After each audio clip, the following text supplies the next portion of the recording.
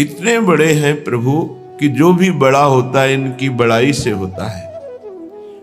वो दीन होकर प्रियाजू से याचना करते हैं प्रेम की और कहते हैं कि आप कृपा करके, कृपा कोर करके हमारी तरफ देख लो बस।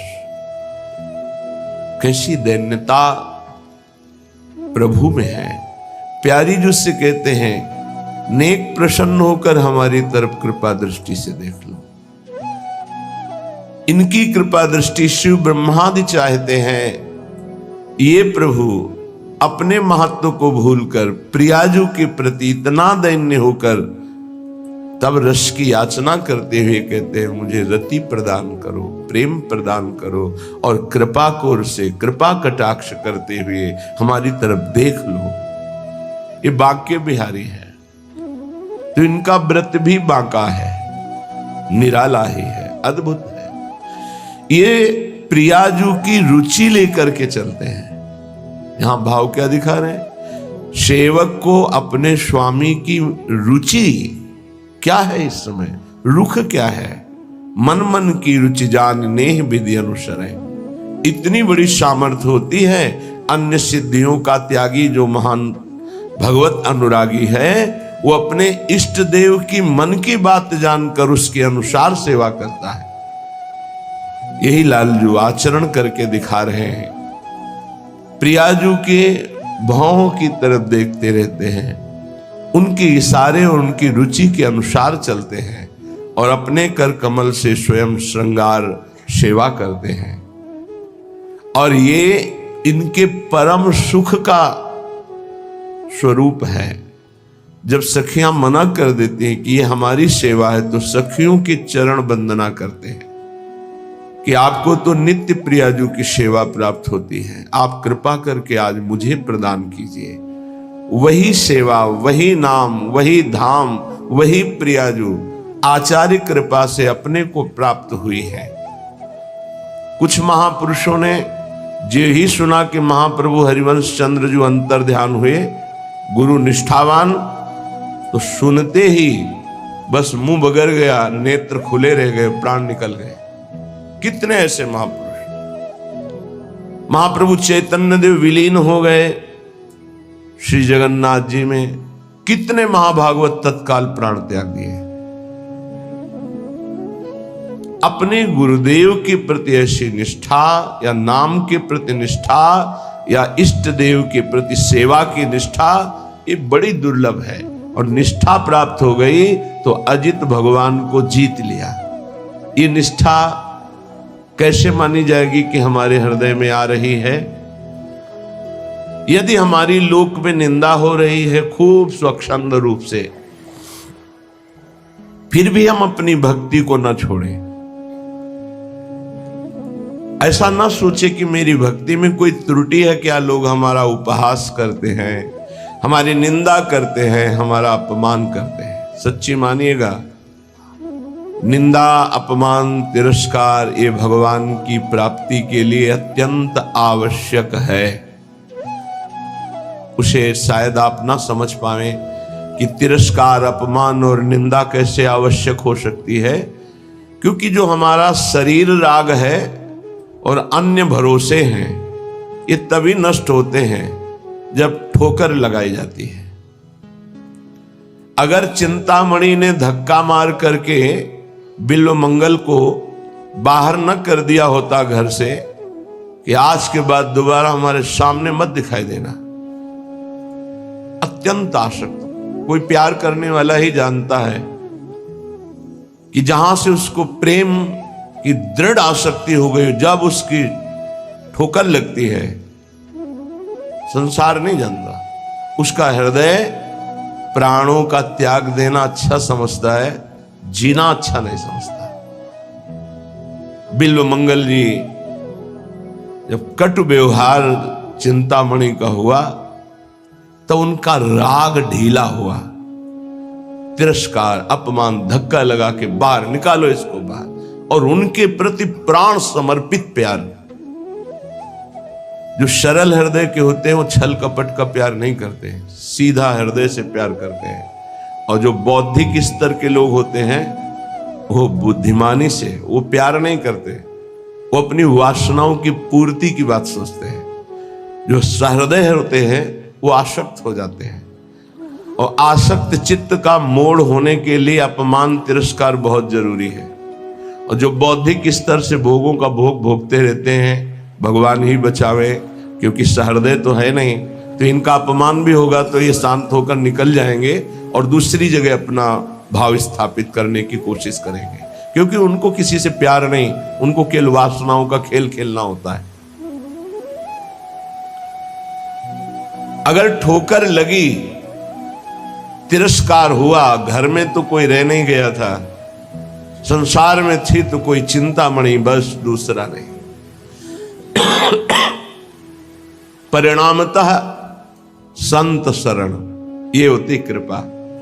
संसार का ठुकराया हुआ जीव, फिर भगवान उस पर कृपा करते हैं और साधु समागम देते हैं। ऐसा चित्त प्रभु में लगाया, भूल गए चिंतामणि के आंतरिक वियोग को, क्योंकि परम चिंतामणि तो भगवान है, श्री कृष्णचंद्र जो। पर पूर्वाभ्यास फिर परेशान करता है। ऐसा नहीं कि भजन करने लगे तो वासना दब गई तो मिट नहीं गई, वो अंदर है। इसीलिए इस चरित्र से शिक्षा लेनी चाहिए। उपासक कभी अपने को ऐसा न समझे मैं विकार विजयी हो गया हूं।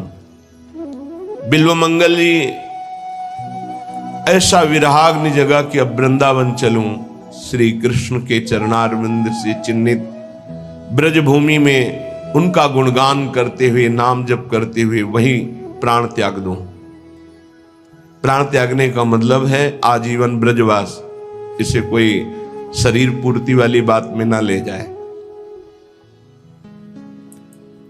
गुरु आश्रम से प्रणाम करके चल दिए। एक आश्रम रास्ते में मिला, वहां रात्रि व्यतीत की। सुबह स्नान करके अपनी दिनचर्या कर रहे थे कि अचानक एक नववधू वहीं ठाकुर जी का पूजन करने आई हुई थी। बहुत सी माताएं बहनें गांव के आसपास जो मंदिर होते हैं उनके दर्शन निमित्त जाती हैं, पूजन करते हैं। बड़ा सरोवर था, देव मंदिर। उसके चेहरे की बनावट पूरी चिंतामणि जैसी थी। जी ही देखा पूर्वाभ्यास जगहा चिंतामणि। प्रेम हृदय का विषय होता है, और हृदय द्रवित होकर जिसे पकड़ लेता है उसे छोड़ना बड़ा कठिन होता है। दबाव हो गया था, श्री कृष्ण कृपा से वो दब गए थे। अचानक चिंगारी ज्वाला बन गई। चिंतामणि रूप देखा चिंतामणि जैसा, पीछे लग गए, भूल गए श्री कृष्ण को। ये शिक्षा लेने लायक है। इसीलिए कहा गया नेत्र संभाल कर किसी के चरणों की तरफ देखो, सहसा मुख की तरफ मत देखो। जो चाहे आपन कल्याणा, सुजस सुमति शुभगति शुभ नाना, सो परनारी लीलार गोसाई, तजो चौथ के चंद की नाई। सहसा माताओं बहनों के मुख की तरफ मत देखो, उनके चरणों की तरफ देखो तो बच जाओगे। पीछे लग गए। उसने देखा कि कोई वैष्णव है, साधु है, पीछे आ रहा है, पर इसकी दृष्टि ठीक नहीं। माताओं बहनों में एक सामर्थ्य होती है, एक ही दृष्टि में पता चल जाएगा ये व्यक्ति दूषित भाव से देख रहा है या निर्मल भाव से देख रहा है। अपनी चाल और बढ़ाई तो बिल्वमंगल जी पीछे दौड़ने लगे। प्रेमियों को किसी की परवाह नहीं होती। उसका मोड़ है किधर हो जाए, बहुत संभाल के इसीलिए कहा है कि प्रेम पंथ में चलने वाला कोई बिरला ही बहादुर होता है। चढ़ के मैन तुरंग पर चलिबो पावक माही। प्रेम पंथ अति कठिन है, ये सबको निभत नाई। मोम के घोड़े पे चढ़कर आग की ज्वाला से निकलना कितना कठिन है। मोम आंच लगते ही पिघल जाएगी। द्रवित हृदय से इस संसार की ज्वाला में निकल जाओ और कहीं तुम्हें राग ना होने पावे। द्रवित हृदय बहुत ही, जिसका भजन के द्वारा हृदय द्रवित होता है वही जानता है। प्रणाम है भरत जी को, ये द्रवित हृदय का लक्षण है। अपनी परवाह न करके, अपने जीवन की परवाह न करके, साधना की परवाह न करके हिरण के बच्चे को इतना प्यार देना, अगर साधन की दृष्टि से देखो तो दोष हो गया, ममता कर बैठे, और करुणा की दृष्टि से देखो तो बलिहार है। अपनी परवाह न करके एक बार प्यार किया हिरण के बच्चे से तो उसको परम पद प्रदान करके ही छोड़ा। अगला जन्म वही रहुगण है।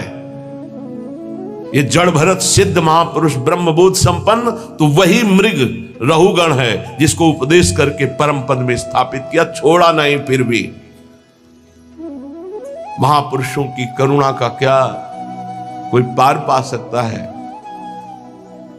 अब वो हृदय द्रवित है, चिंतामणि में आसक्त था तो वो छाप लग गई। जैसे द्रवित मोम को जो आकार दो ले ले, ऐसे बहुत संभाल के द्रवित हृदय को नहीं। कहीं भी अगर अपनापन हो गया तो वो नहीं जानता कि उसका अपनापन कैसा है, नहीं जानता। वो हृदय से जो प्यार करने वाला होता है उसे लोक, कुल, वेद, धर्म, मोक्ष, मर्यादा ये कुछ नहीं सुनाई देती, सिर्फ अपना लक्ष्य दिखाई देता है। ये डर नहीं कि मैं किसी की बहू के पीछे जा रहा हूं, मारा जाऊंगा, कुछ नहीं, पीछे पीछे जा रहे। जल्दी से घर में गई और अब देखा पति, तो पति से कहा कि कोई पीछे साधु वेश में है पर है गलत दृष्टि से, तो आप देख लीजिए। तो उनका आप धैर्य रखिए, दरवाजे पर आया हुआ भगवान का स्वरूप माना जाता है, हम एक बार इसका सम्मान करेंगे। बाहर निकले, प्रणाम मुद्रा में, आज्ञा कीजिए, कैसे आगमन हुआ? उनका एक कौन है जो गई? कहा हमारी अर्धांगिनी धर्म पत्नी। बोले एक बार भर नेत्र देखना चाहता हूं।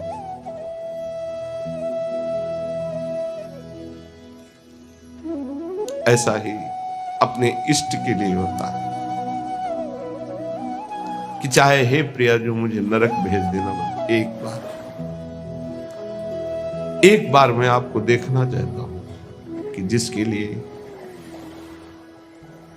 जीवन अर्पित किया वो कैसे है। एक बार आप कहो कि मैं आपका हूं, एक बार स्वीकार कर लो बस। प्रेमी का हृदय तड़पता रहता, वो बाहरी विषय नहीं होता, वो अंतर का विषय होता है। प्रेम एक पवित्र निर्मल होता है। वही जब जगत की तरफ लगता है तो मलिन और काम कहा जाता है, वही जब प्रभु की तरफ लगता है तो निर्मल और प्रेम उज्जवल कहा जाता है। कहीं नया प्रेम नहीं होता, कोई नई चीज नहीं है प्रेम, वो है सबके हृदय में है। उसी को हम विषयों में, शरीरों में, नाना प्रकार की कामनाओं में उस प्रेम को बांटे हुए हैं। उसी प्रेम को बटोरने की बात साधना है। भगवान भी कह रहे सबकी ममता ताक बटोरी, सबकी जो प्रीति वृत्ति फैला रखी उसे समेटो, मेरे चरणों में लगाओ, वही उज्जवल प्रेम हो जाएगा। जो राग है, मोह है, काम है, आसक्ति है, जगत में जो इस नाम से कहा जाता है, प्रभु की तरफ जब इसे किया जाता है तो प्रेम कहा जाता है। भगवान एक बार जिसे स्वीकार कर लेते हैं उसे कोई फंसा नहीं सकता, पक्की बात है। उस धर्मात्मा गृहस्थ ने, धर्मात्मा इसलिए कि अगर कोई साधारण होता तो दो चार थप्पड़ मारता भगा देता, आया है वहां से साधु वेश धर करके एक बार पत्नी को देखना चाहता है, धक्का मार के भगा दे। लेकिन वो धर्म को जानने वाला था। दरवाजे पर आए हुए अतिथि का अपमान कर देने से सारे सुकृत नष्ट हो जाते हैं। उसने कहा बिराजिए आप, हम तो आपके सेवक हैं, अभी आपकी सेवा में उपस्थित होती है, वो हमारी अर्धांगिनी आज्ञा का अक्षरशः पालन करेगी। अंदर गए, उन्होंने कहा कि आप आज्ञा तो कर रहे हैं पर उनकी दृष्टि पवित्र नहीं है। उनका हम उपस्थित हैं पास में ही, तुम चिंता मत करो, अतिथि है।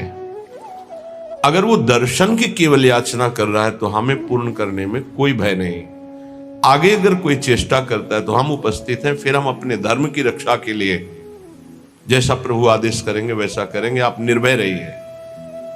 जब पति का ऐसा आदेश हुआ हो गई,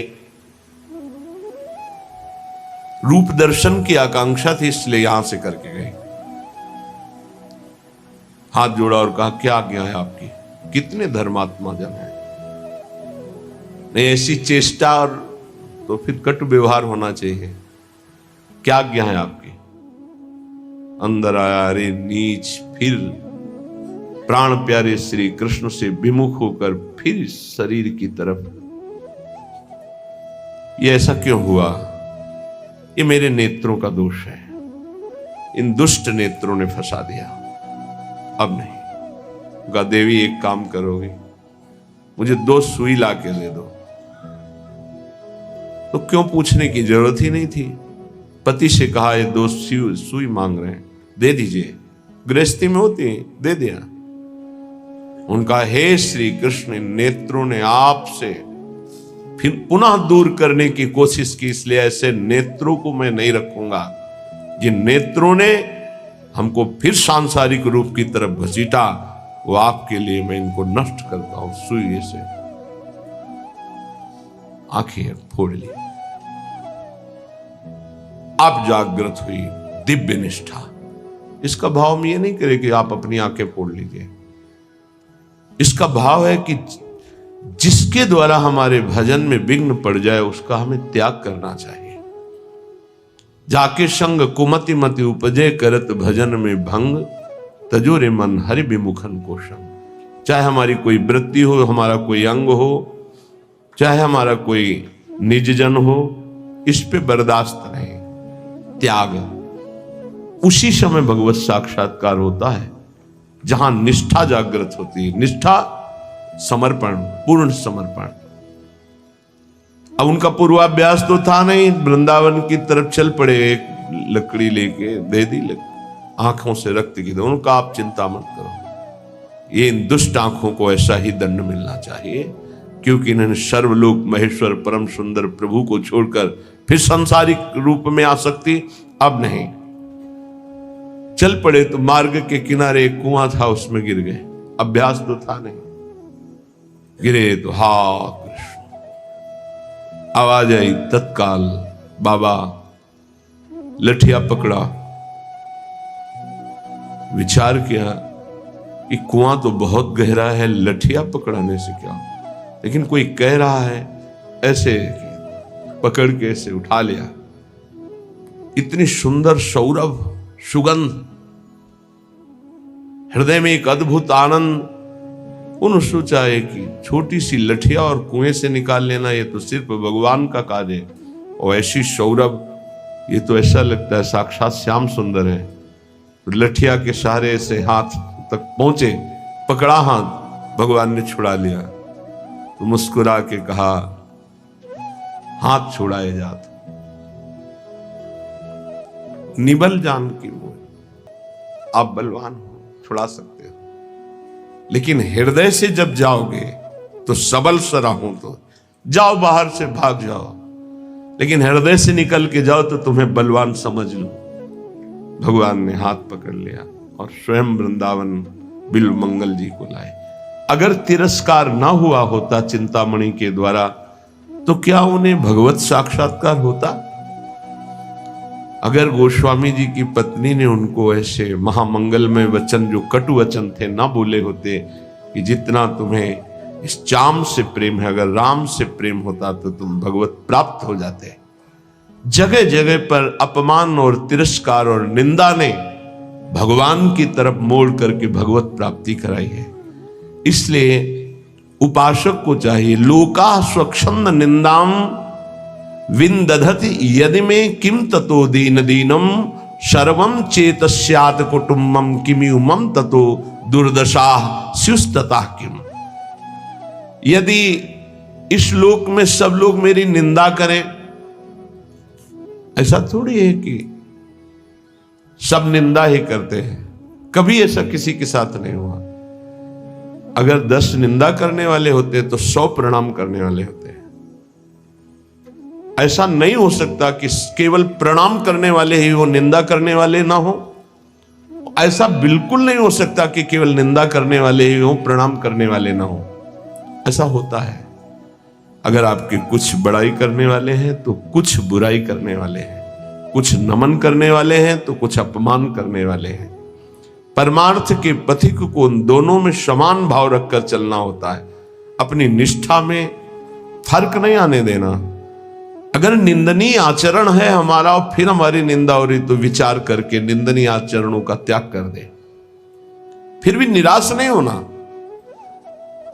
कल संत भगवान पधारे हुए थे, बहुत से सभा थी संतों की, यही चर्चा।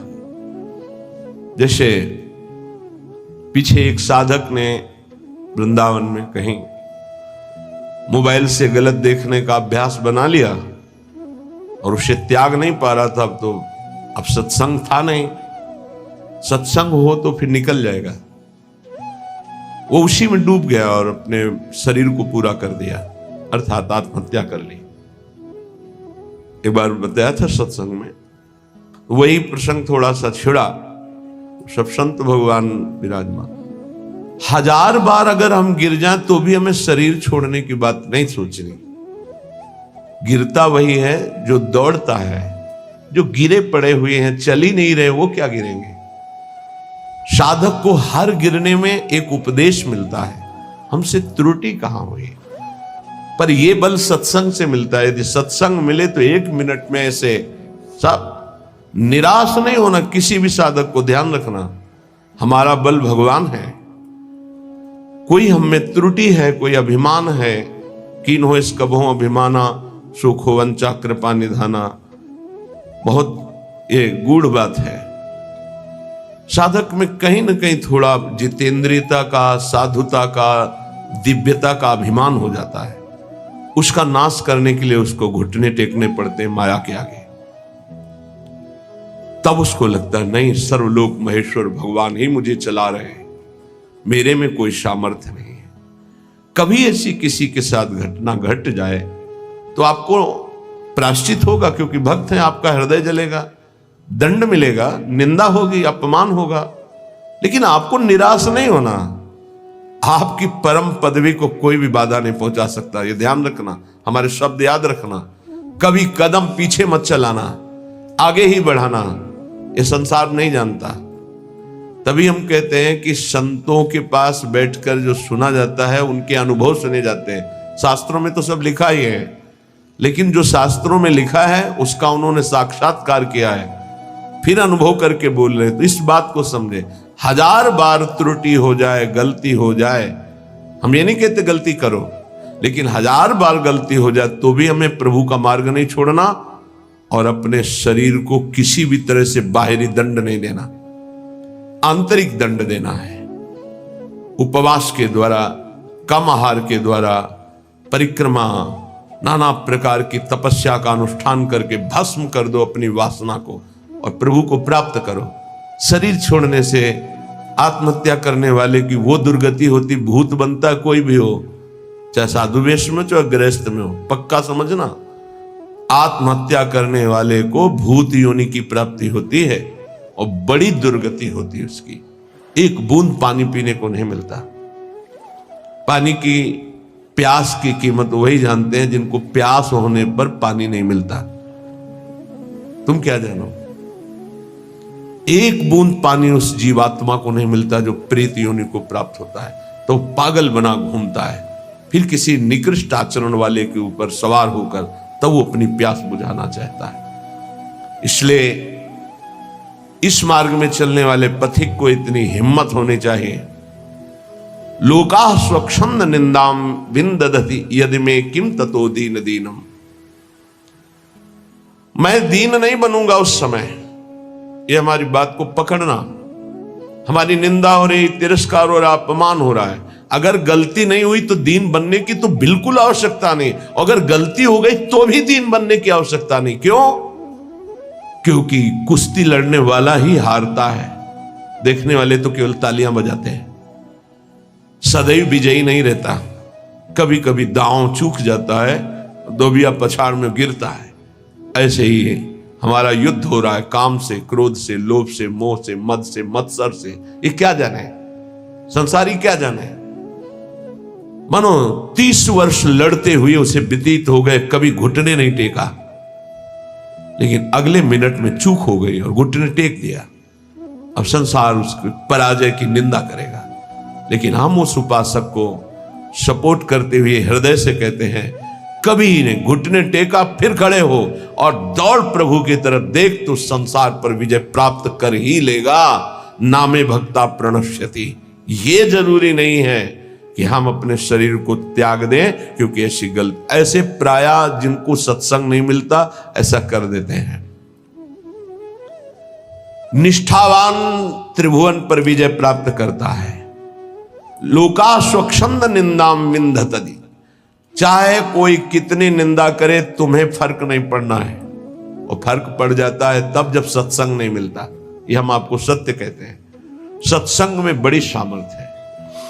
संतों के वचन अमोघ अमृत होते हैं। सत्संग ही बचाता है, संत वाणी ही उठाती है हमको। नहीं तो कभी कभी ऐसी दशाएं जीवन में होती हैं कि साधक निराश हो जाता है। जिसको किसी को कटु व्यवहार नहीं करते, किसी से कोई मतलब नहीं रखते, अपना लक्ष्य केवल, फिर भी गाली दे रहे, फिर भी ऐसे ऐसे षड्यंत्र रच रहे, फिर भी प्रतिकूलता। हे नाथ, ऐसा क्यों हो रहा है? ये कमजोरी हमारी है। इस कमजोरी को संत वाणी दूर करती है। पक्का जब जब जीवन में कहीं कमजोरी आई, तब तब संत वाणी ने हमें उठाया, संत संग ने हमें उठाया। ये हमने जीवन में देखा है। कभी भी हम जहां निराश होने का अवसर आया, वहीं संत भगवान पधारे और ऐसे वचन बोले कि हृदय गदगद हो। कहीं भी कभी भी कोई भी घटना ऐसी जिसमें हम निराश हैं, सामने देखा है कि संत भगवान खड़े हैं और कोई न कोई ऐसे वचन बोले जिससे निहाल हो गए। तो सत्संग के द्वारा ही हमको ऐसी सामर्थ्य मिलती है कि हम निंदा को सह सके। फिर कह रहे हैं, मेरे परिवार के सब लोग मुझे छोड़ दें। पक्का छोड़ देंगे, क्योंकि जहां जहां राग है वो हरि हटाएंगे। छोड़ देते हैं। जब आप सच्चाई से भजन करोगे, डरना मत। सच्चाई का जब जिस दिन भजन होगा तो परिवार का राग छूटेगा, पर परिवार में भगवत भाव रहेगा। वही हम कह रहे हैं कि भगवत भाव से प्रीति करो, राग पूर्वक नहीं। राग का नाश, राग होता है आंतरिक, बड़ा सूक्ष्म होता है। ततो दुर्दशास्युस ततः क्यों। सब पूरे परिवार के छोड़ दिए, लोक में निंदा हो रही है और शरीर दुर्दशा को प्राप्त हो रहा है। ये होता है, ऐसी परिस्थिति आती है। इसी में दिव्य शरणागति का उदय होता है। दिव्य शरणागति जिसे भगवान की पूर्णता होती है, भगवान जिससे तृप्त हो जाते हैं शरणागति में, वो शरणागति इसी में होती है। लोक में निंदा हो रही, कहीं रहने का ठिकाना नहीं, कोई भी प्यार करने वाला नहीं, जिधर देखो तिरस्कार, और कोई अपना सृष्टि में कहने वाला नहीं। पूरी सृष्टि में कोई एक अपना कहने वाला नहीं। ये स्थिति आती है। स्थिति उस समय आर्त भाव से जो होता है वो शरणागति। जैसे गजेंद्र को कोई अब सहयोग देने वाला नहीं, अगले झटके में डूब जाएगा। अब याद आई हरि, अब वो शरणागति। एक सेकंड नहीं लगा, भगवान उपस्थित हो गए। हमारी बात समझना, ये शरणागति पढ़ लिख के नहीं होती, ये परिस्थिति पैदा की जाती है। जैसे अभी एक उपासक, घर बार त्यागी, वैरागी, बड़ा ही सेवक, भगवत मार्ग का पथिक, कुछ दिनों से साधारण शरीर में अव्यवस्था हुई और कल फाइनल हो गया कि गलित कुष्ठ।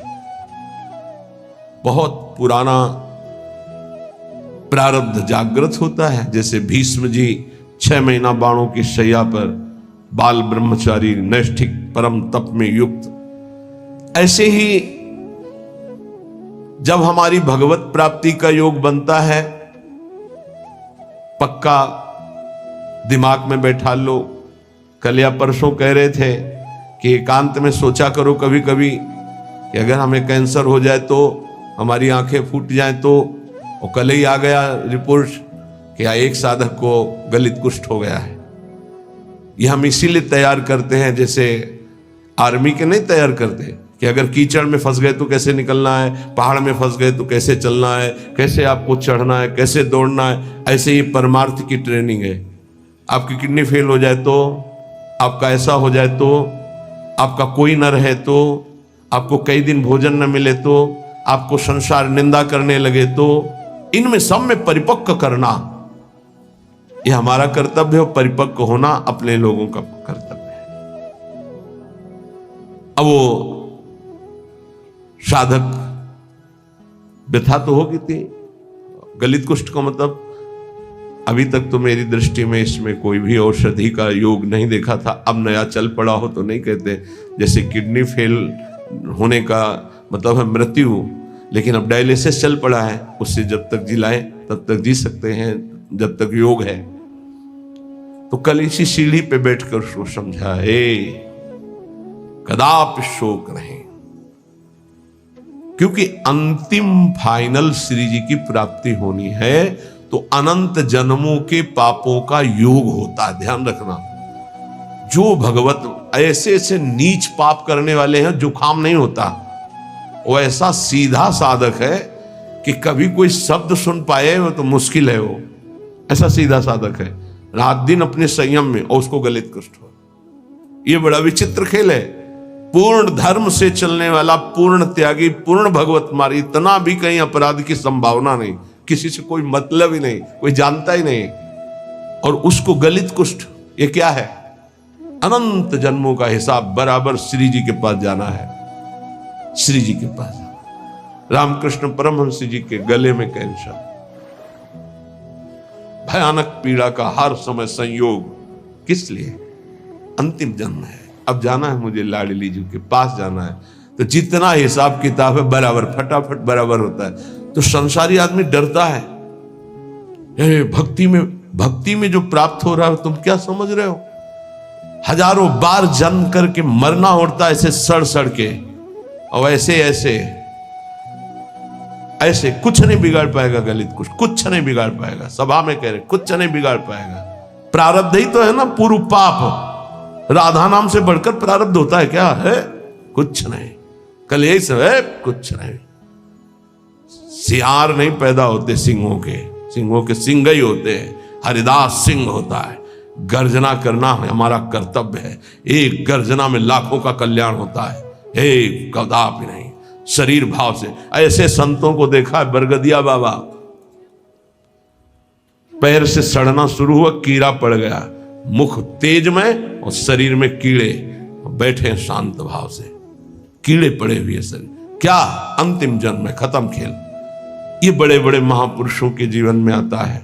यदि आप भगवत मार्ग में, अभी 1-2 दिन पहले कहा था, यदि बैलेंस बना के चलोगे तो कोई बाधा नहीं। क्या? राधा राधा राधा राधा राधा, लड़का बच्चा परिवार भोग सामा। और जो अगर इसमें आ गए कि आपसे कुछ नहीं चाहिए, केवल आप चाहिए, फिर तो हिसाब किताब लंबा पड़ जाएगा।